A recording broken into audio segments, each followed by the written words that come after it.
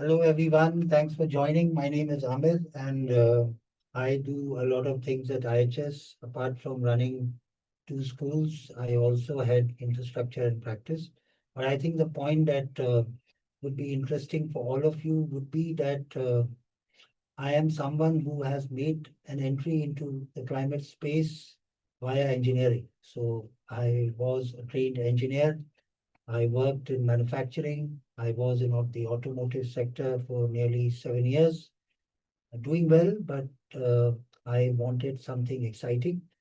And when I made the shift via a PhD program, that was also the time when India as a country, was also warming up to the climate crisis. So these were early days, 2006, 2007. And so, in a way, both Chandni and me represent the generation who have grown with climate discourse in India. We have also been able to shape the global discourse, the domestic discourse, done a lot of work together, and here we are offering you a course that's distilled from the labor of our hard work. So uh, over to Chandni when and she'll introduce herself, but and then we'll talk a little bit more about what we have on offer for you. Thanks, Amir. Hello, everyone. My name is Chandni Singh. I work in the School of Environment and Sustainability at IIHS. It's really nice to speak to all of you. Um, my trajectory is slightly different from Amir. I did an undergraduate in botany, actually. I was very interested in anything to do with the environment and ecology. I then went on to do a master's in natural resource management, which now, I mean, it covers topics like environmental science, and then went on to work actually for some years in the high altitude Himalayas, trying to understand how communities are dealing with change. Environmental change was what we called it then. Only later, after I started my PhD, really, I understood that a lot of what I was seeing was actually climate change. And I think all of us, if we are living in cities or rural areas, we kind of experience and understand climate change experientially. I keep on saying that all the time, that there is no climate denial in India because we are living it. This is the reality. So my work has also revolved around understanding how do people get impacted by climate change? How are different types of people vulnerable differently to climate change? For example, floods and droughts and heat and those kinds of things. And then what can we do about it? How do we manage risk? How do we adapt to this problem of climate change? So really then looking at solutions. So Amir and I think, also cover the whole range of solutions, I guess, around climate. I focus more on adaptation. Amir focuses a lot on adaptation, of course, but also mitigation, which is reducing greenhouse gas emissions. But let's maybe start getting to details of the course. And We have some slides for all of you, and we'll run through these slides, and then maybe we can then enter into a one-on-one conversation and maybe address some concerns and questions. So to start off, just to say that we, of course, IHS deemed to be university is going to be offering one doctoral program and 4 master's programs. These, of course, focus on the whole story of urbanization and pick up various elements. We are going to today focus a lot on the Master of Science in Climate Change Science and Practice course. So I think you might have been wondering why we have termed it as a Master of Science course, and there's science, there's practice. I think that is the way we function, and we understand these issues. So one of the primary questions that emerges, someone looking at courses like, okay, what are we trying to understand through this course? And uh, if we look at the themes which we have captured here, uh, we do science, so we understand how rainfall patterns are changing, how temperatures are increasing, what is causing those. We also understand the impact side of the story and who is vulnerable and why certain systems and people are vulnerable and what can we do to adapt and to minimize those impacts. And then what can we do to minimize greenhouse gas emissions into the atmosphere. And therefore, once we understand all of this, understand the root causes of all these problems and how it impacts our lives, impacts us, we also need to think about what do we do and what should we do. So we have, over a period of time, through the work we have been doing, uh, theorized a response, developed an actionable framework that forms the core of the solution space, and which we call as climate action and system transition, but also climate resilient development. Climate resilient development has also sustainable development inside it. So we also talk simultaneously about employment, simultaneously about poverty, inequality, and then we talk about enabling conditions. Now, if we want to respond to the climate crisis and we need to operationalize a response framework, we need to enable it. Enabling happens through finance, enabling happens through policies and governance and institutional arrangements. It also happens through innovation and technology. So we understand that. And then it's only classroom, there are cases. But what we thought was that, look, we need to also understand how all of this is operationalized in the practice well, in the real world. And therefore, we have lots of courses that helps us understand the practical sides of the solution, the practical side of the solution space. So therefore, we focus on climate action planning. We also focus on climate risk assessment.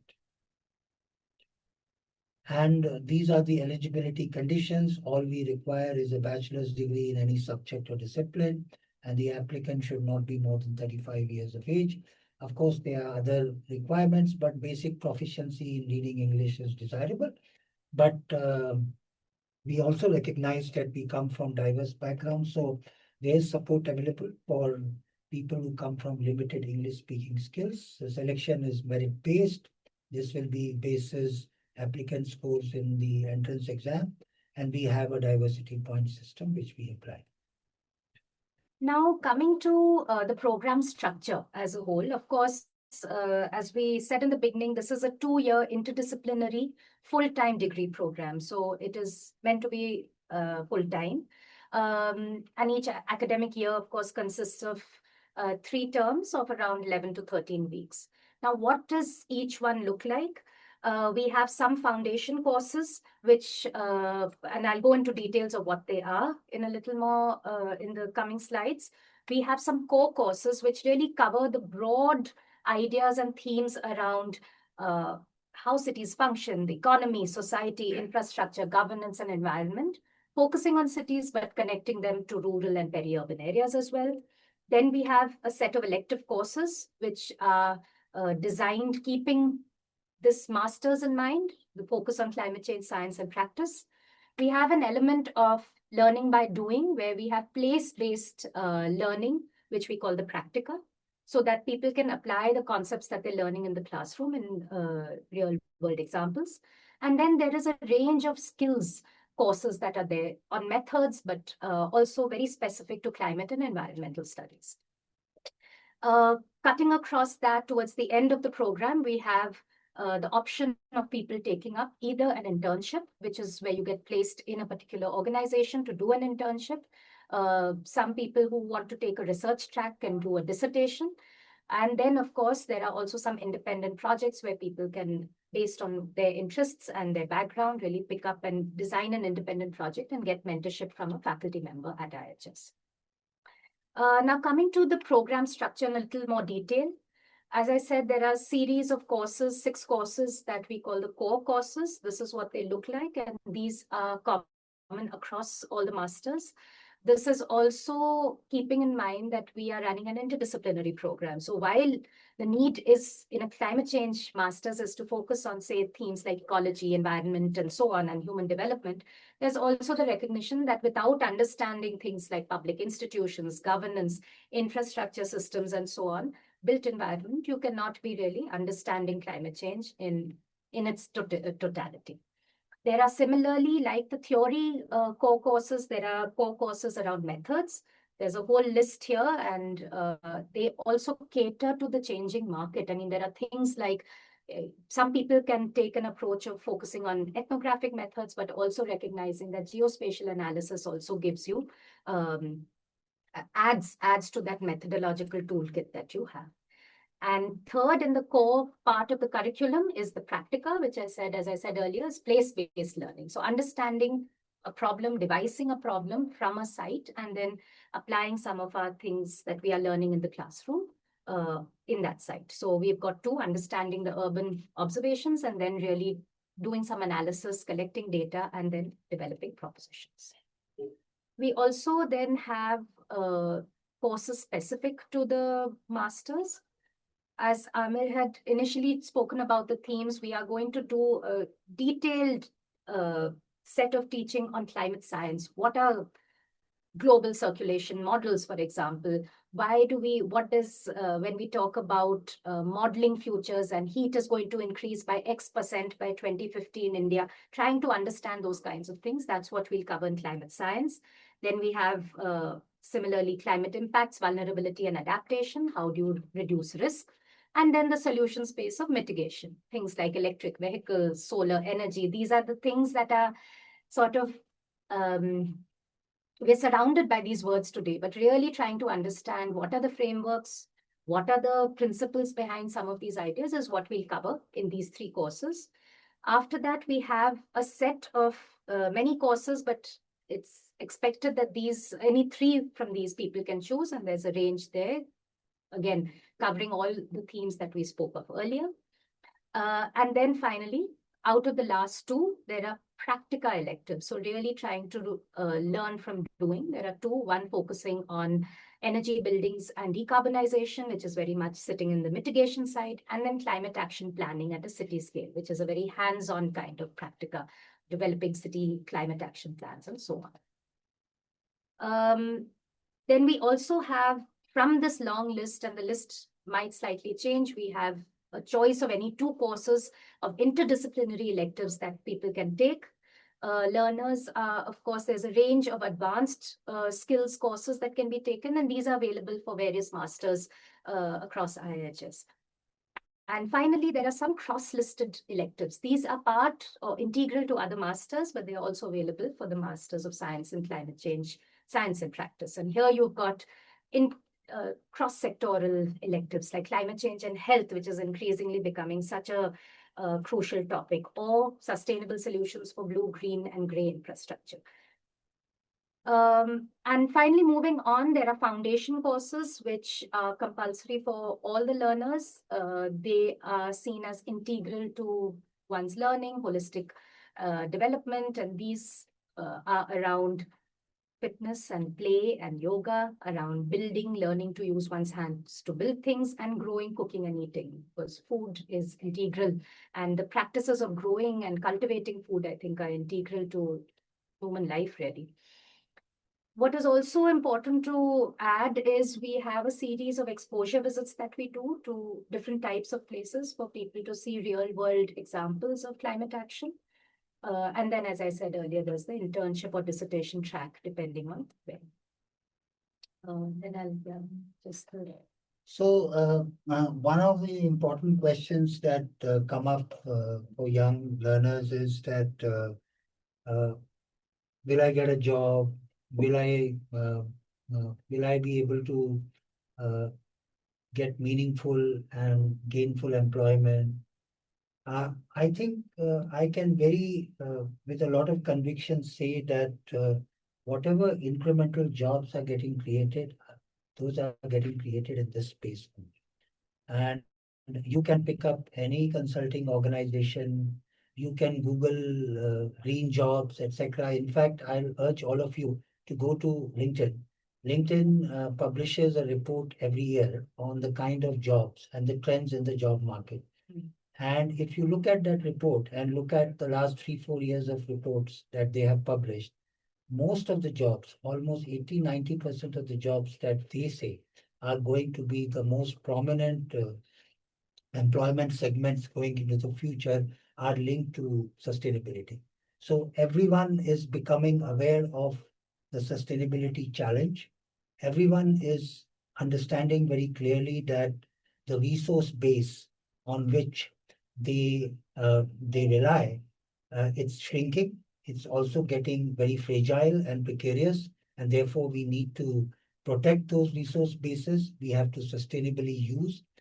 So the idea of sustainability has got into the DNA of everyone. And if we look at all these possible pathways, so every private sector, if it is, someone will say that, okay, are we talking just about the consulting sector and there are a lot of ESG jobs around? No, I'm not talking only about the private sector that does consulting work. I'm talking about all kinds of private sector entities, manufacturing, service providers, everyone is concerned about climate. And because climate is either hitting their balance sheets through the risks and exposures that they are embedded in, or they're also linked to the bottom lines. They're also linked to costs. So everyone is understanding that it's the right thing to do and it's the correct thing to do. A lot of people are picking up entrepreneurship because there's massive opportunity in this space. There are a lot of interesting models that have yet not got institutionalized. There's a lot of work to be done. So we are not talking about IC engine based cars or EV based cars which have like cracked the market code. We are talking about new opportunities where people just don't understand what's the mechanics of cost of production, or what's the mechanics of cost selling price, etc. So a lot of this is getting discovered in real time. And of course, most importantly, government and the public sector is equally concerned because risks and impacts and damage, it's eating up a lot of government resources. So if you go and simply Google and find out that what is the average GDP loss because of climate related disasters every year, so you'll hit a figure of about 2%. In some countries, for example, small island nations which are more exposed, the damage cost is roughly one third of the annual GDP. So basically, you're wiping out one third of the capital stock and leave aside the flow of economic output that is getting impacted, because those impacts will run for a long period of time. Development sector, because the core issue of climate is vulnerability, because there are people vulnerable, there are systems vulnerable, but who's going to speak for them? Who's going to ask for policies that reduce or alleviate their vulnerability? So there's this huge space where research happens, evidence gathering happens, a lot of data is generated, which is linked to people. And therefore, development sector is also a place. Now you go and Google any development organization which started working in 80s and 90s, started with, say, child nutrition, started with maternal health care. Everyone is getting into the climate space because there's this new element that has come into the equation, and nobody understands how it is impacting people, how it is getting manifested, and what is the scale of this impact. So all of this becomes important. And of course, someone can become an educator like us. So this is, in my mind, a residual profession, but also very noble. So that is also an option before us. So please apply. 20th June is the last date, and we can run through some of the dates that are important. And this is all that we needed to talk about. And let us get into a Q&A mode, address all your questions, whatever they are, to the best of our abilities. Participants, you can now unmute yourself.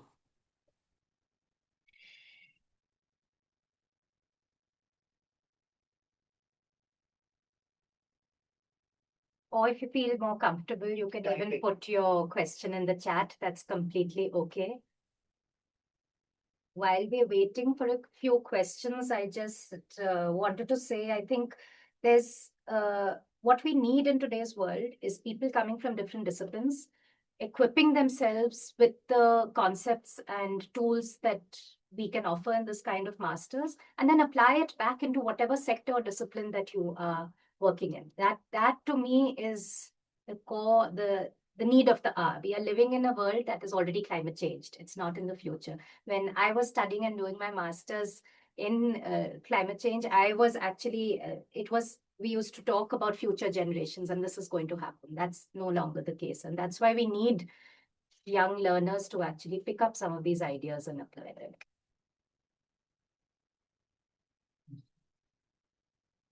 So I think for the PhD, we don't have an age limit. For the master's, the age limit is 35 years.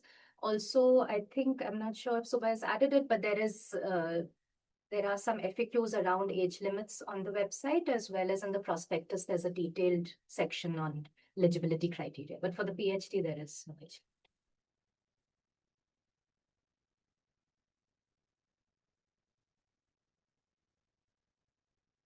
So one of the myths that I have heard from people who have been associated with me, young learners, is that uh, for someone to learn about climate, one needs to understand science, one needs to have a background in science, or one needs to have at least some orientation towards ecology and environmental subjects, or some exposure.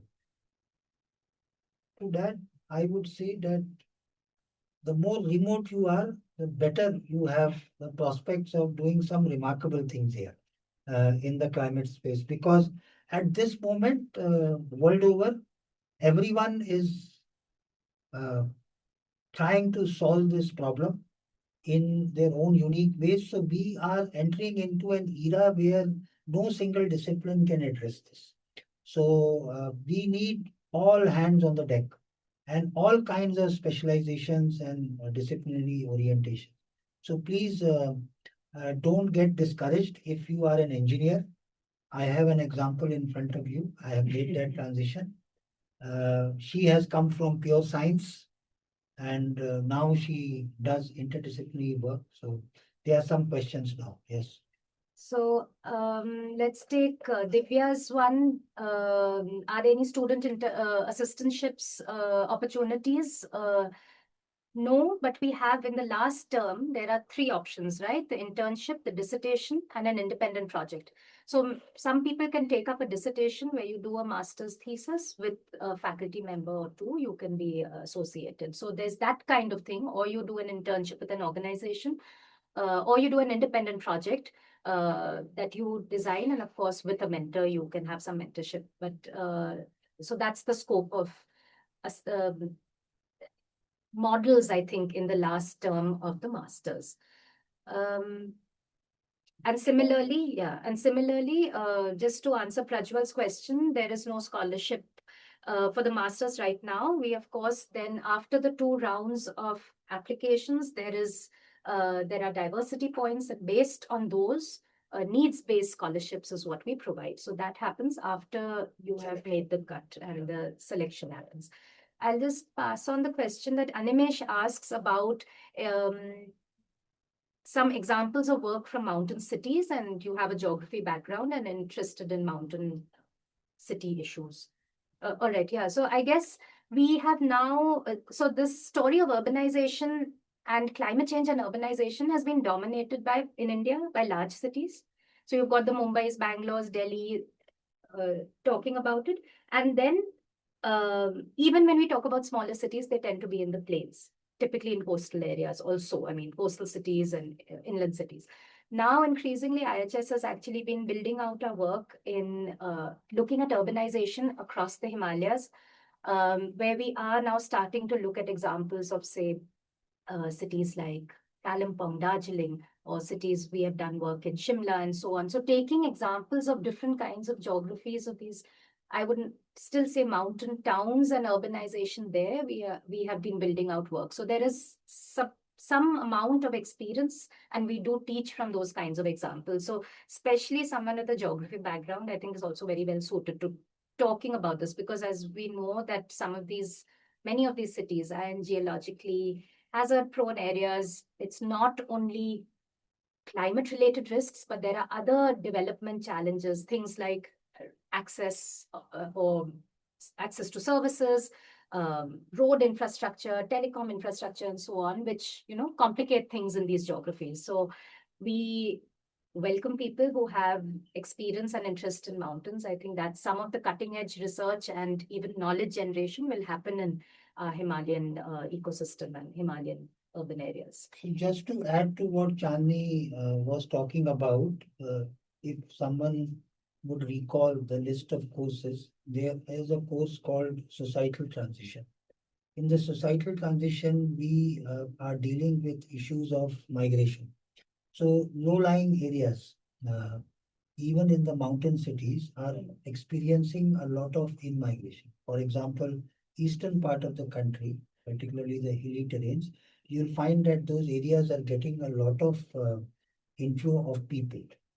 And those cities are not able to support that kind of people living in those regions, not only in terms of services, but in terms of very valuable employment opportunity. It is not easy for everyone to come down to Bangalore without any social capital or human capital and then survive. So Chandni has been over the last 10 years understanding this issue of migration and how do we ensure that people who are left behind, they live a dignified life and they are not vulnerable.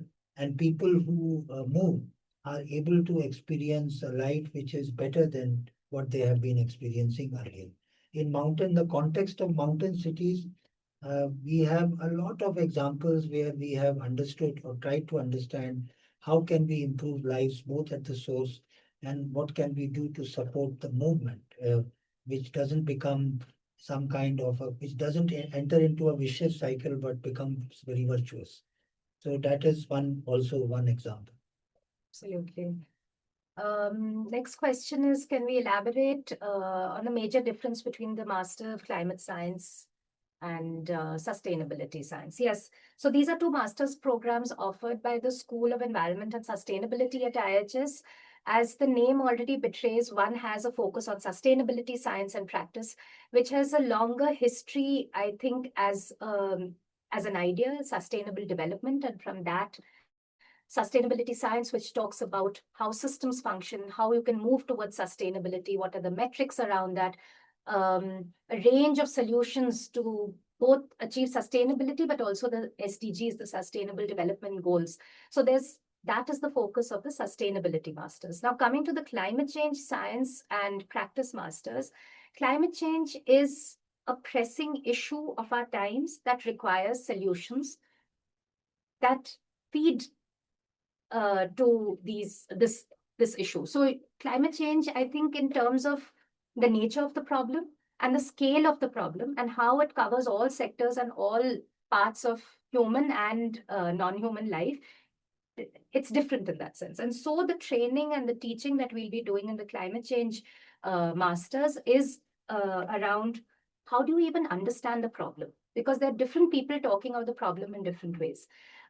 India has always taken a stance that we are a country that needs to meet our development needs and then put in money to meet our climate change goals. So what are the frameworks and ideas that people are putting forward when you talk about climate change as a problem? That's one part of the masters. The second part, of course, is what are the range of solutions that we can implement. So if you are to go out into the solid waste management sector, if you are to go out as a water engineer in a city department, if you are to talk about dealing and helping ecosystems deal with climate change, those kinds of skills is what you get in the climate change masters, which talks about what are the risks and then what are the solutions. The other thing I just like to highlight is perhaps, I think, and if people are reading the news, you also see every other day both from the private sector, but also from several state governments. There's a lot of announcements around climate action. So this master's also helps you decode some of that, understand what's the landscape, what is the policy landscape? Do we have a national plan for climate change? How does it look like at the state level? What are cities doing? So all of that comes into the climate change masters. But maybe I don't know if there's anything else on that difference. So it is not like being broader or being narrower. I think it's a frame of reference that is important. Uh, to my mind, if you look at the three components of climate, uh, and we start mapping sustainability science. If you look at the three component of climate, and if we start with climate science, that's physics and chemistry and bio geochemical processes and all those things. And so there's some way in which what we are um, putting into the atmosphere disturbing the equilibrium, and that's disturbing the physics and the chemistry of the system, and that has implications. So that's the science part of it, right? So physics, chemistry, these are pure basic sciences, but those principles are used to decode what is happening in terms of its manifestation, because there is this water cycle which is getting impacted, and that is getting translated into something which we are not sure of. And there are human processes that are interfering. The physics and chemistry doesn't change. So sustainability in science is like those first principle things, right? Now the add-on thing in the sustainability science is that world over there is a clear recognition that sustainability is just not about water, it's just not about resources. It's also about poverty, it's also about inequality, it's also about health. So if we look at the 17 or 16 SDG goals that we have, those are embedded as part of the sustainability curriculum. When we think about climate as an elective, there's this science, there's this impact where people and systems are there. It's more focused because there is a shock that is flowing through the system, and it is moving through the system and impacting us in complex ways. So there is a different kind of interdisciplinary training desirable to decode that, to think about a response and to think about how do we scale that response in comparison to the elemental framework desirable to decode the dimensions of sustainability. And to understand that very simply is to just Google what is the definition difference between weak sustainability and strong sustainability. And that's the core definitional foundation of sustainability, that there is this idea of substitution, but substitution is not leading to a desirable outcome. So sustainability scientists believe in strong sustainability. So there is no mechanism or no option of making use of any natural capital at all. It should be preserved in its pristine form. Absolutely. And maybe one way I also go back to my own masters, where the two masters that were on offer, one was environmental science and one was natural resource management. And this was the same question we were asking, what's different in these two? And I feel that anybody who's considering any of these two masters should think about and do some research on what are the kinds of job profiles that they're interested in. What are the kinds of jobs? If you do have some sense of wanting to get into climate change from any angle, and we've given multiple examples of that, then perhaps the master's course on climate change science and practices for you. If you want to get into spaces that are looking at nature-based solutions, that are thinking about system dynamics, how do you think about sustainability both across time and across space, then perhaps the sustainability masters is for you. We also have a lot of electives that are cross mentioned in both these masters. Coming to Mazhar's question of what kind of support should one expect for conducting an independent project, there is, of course, mentorship that we provide. So usually one or two faculty will be the student will be tagged with 1 or 2 faculty where there'll be mentorship both in designing and conceptualizing the project, seeing if the scope of the project is within the time period that is there on the last term. And then, of course, support and mentorship in making sure that there is regular progress and so on. So things like support on methods, support on going out and collecting data, if that is the way.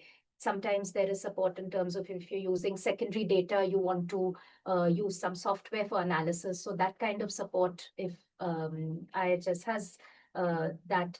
So there are those kinds of mentorship and support that is provided.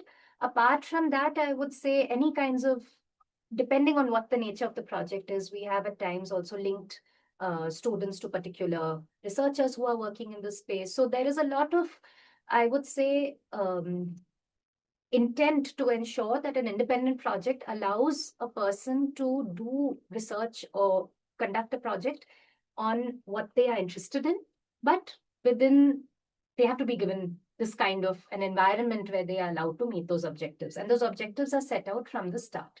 I think the independent project is also perhaps nice for someone who wants to go on to do a PhD. It's almost like a mini test of sorts where you are testing out maybe a hypothesis, even designing of a research question, that kind of stuff we have sort of supported in the past. All right, so we are at the end of our questions. Are there any more questions? Hi, can you hear me? Yes. Hi, I'm Priya, and I actually have a lot of questions, but I'm not sure if it'll help anybody else over here. So I was just waiting for everybody to finish up before I start asking. Sure, go ahead, Priya. So what I wanted to know is right now I'm currently a PhD student at Ohio State University, and I want to transfer to an Indian university.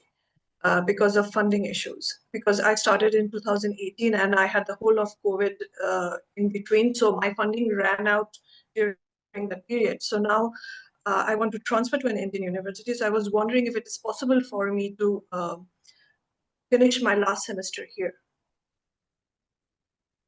As far as I know, and maybe Subha, if you want to come in, you can also come in, but we don't offer such a thing. This is a fully residential, fully in-person course, and the way that the program is designed and structured is that there's a learning journey that we've created and curated, so that moving from term 1 to term 2 and so on. So someone coming in just to finish a degree, that's not possible in this current population. So even if I transfer my credits from OSU, it will not help, right? Yeah, unfortunately. Okay. So then my next question is, do you have any postdoc opportunities? Because when I was applying and I saw something called continuous learning, so I didn't know what it was, and I was wondering if it was postdoc. So there is a postdoctoral program at IIHS, and the IIHS website has those details. I mean, yeah, we've had postdocs in the past. I'm asking the same question that Mazhar asked is, so if I do a postdoc and I do a research, what kind of resource can I get from the university? So the postdoctoral program is a separate program, and it's a case-by-case basis, but there are multiple kinds of postdocs. Some people come on live projects and then they work on particular projects and the requirements of that, compensation according to that. Some people come on as independent researchers and take up independent research as a postdoctoral researcher.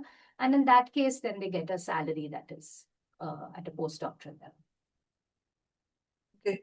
And lastly, I don't want to sound rude, but it says deemed university. And I went to the the website and I liked everything. I liked the work you were doing. But when I asked one of my friend, he's like, don't even bother with it because it's not a university. So I was wondering, does that perception of deemed university will affect us in any way in the future?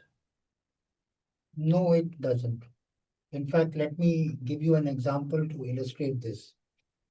I have done my PhD from Indian Institute of Management, Ahmedabad, and it's, as you all know, a premier management institute of the country, they are not authorized to give a PhD degree. And if I had thought that I will not get a job because they are not authorized to give a PhD degree, I would have uh, I would have thought otherwise. But that was never in the equation, because in Indian system, and someone has to understand Indian system, there's this idea and concept of equivalency. So these questions then come up and people were struggling. In fact, the master's degree at Indian Institute of Management was always a postgraduate diploma.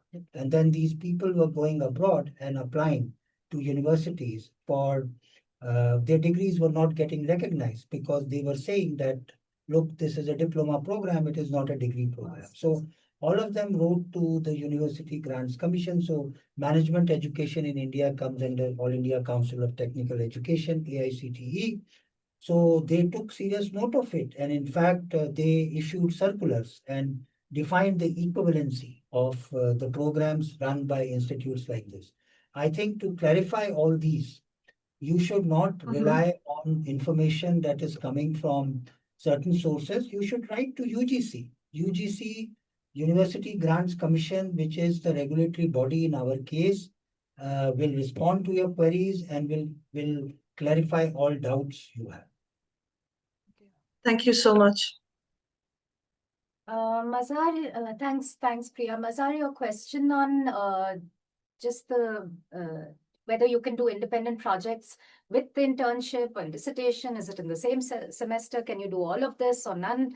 So this is the last semester basically of the masters, and there are 3 tracks. So they happen simultaneously, and every student has to choose one. So you can do an internship or a dissertation or a project. So these are 3 things that are, I mean, you have to take one track, and those tracks lead you to certain outcomes, really. So it's that kind of hand-holding right before these choices are made is also something the faculty and the student office will be helping students to make. So to make those decisions, is an independent project better or an internship and so on? That will be something that we will walk you through if you join.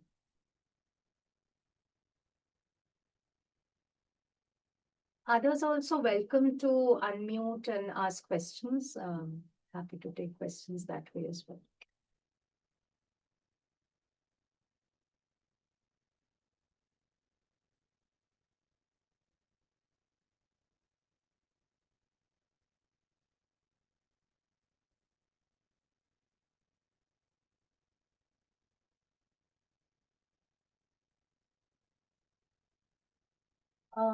Subir, maybe you would like to add on the dates that people should look out for just while we take.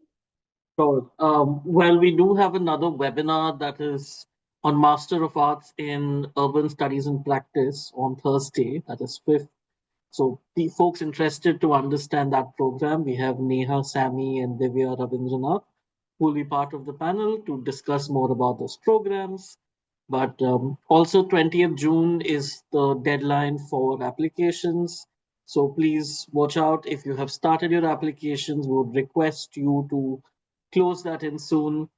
We do have another question. Yeah, I'll take that.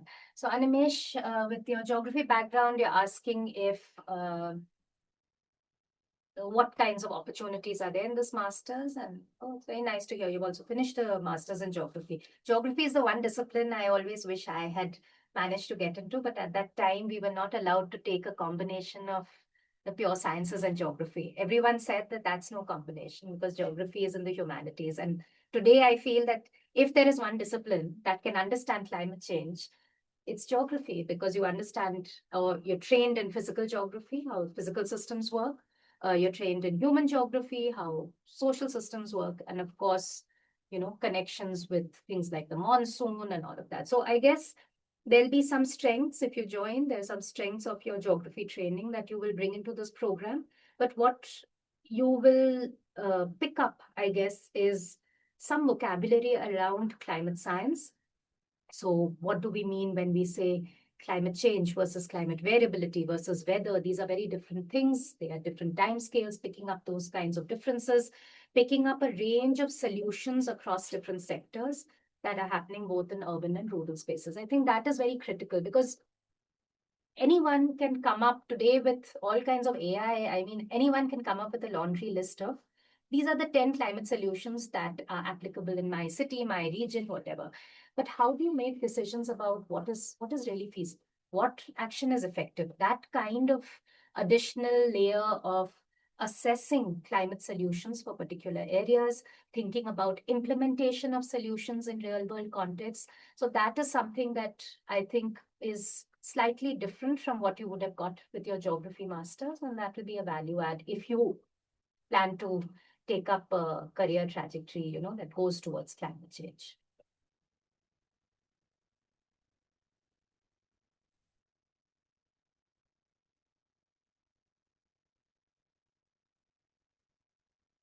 Rabi has a question on projects that we're currently working on. Yeah, we'd be very interested to do that. Amir can talk about. So I can talk about a few projects that I'm working on. The first project that I've been involved in and that's been running over a long period of time is around the theme of just energy transition.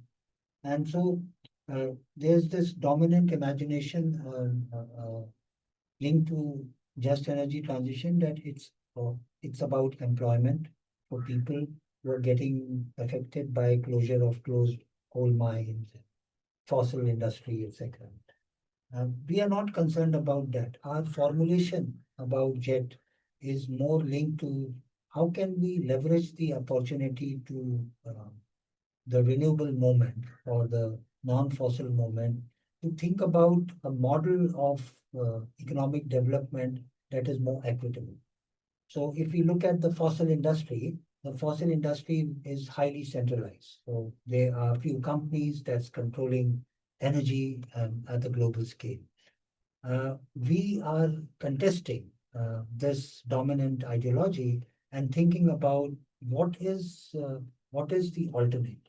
If there is a renewable energy transition that's happening, we should not end up into a zone where we are replicating the outcomes of the fossil regime. So it's about centralization and control of wealth and therefore power. So that's one project that I have been working on over the last 3-4 years. I work a lot on cities and on the issue of finance and basically work with city governments and regional governments to identify a mechanism through which we have rule-based transfers that's responsive to the challenges that the cities are facing. For example, I work with the Central Finance Commission and the State Finance Commission to look at what we can do with financing of cities. The climate finance question or the green finance question is embedded. I also work on issues of how can we think about equitable economic development, how can we think about an enhanced social protection regime that's linked to climate. So these are some of the projects. There's a whole list of projects that I've been engaged with, but Chandni will also give some examples from her work. Absolutely. I can talk about a few projects, but just to respond to Priya, what I suggest for the postdoc and some more information on that, if you can write to our admissions email, which Subhay will put in the chat, they will direct you to the right person because there's a whole, they can give you much more detail on the postdoc program.